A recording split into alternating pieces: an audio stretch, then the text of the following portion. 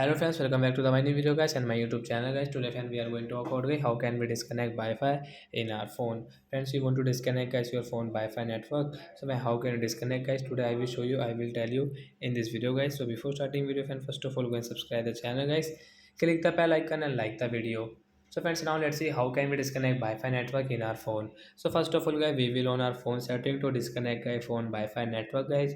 After on phone setting guys, click on guys your phone Wi-Fi setting guys. Tap on Wi-Fi setting guys.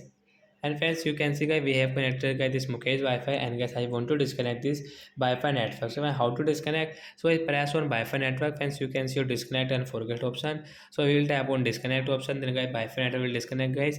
And guys, if you want to use again guys, you will have to only click guys Wi-Fi network will connect automatic guys. So like that guys we can disconnect phone Wi-Fi network. So that's it guys. Thanks for watching the video guys. We will meet on next video. Bye bye friends. Thanks for watching the video guys.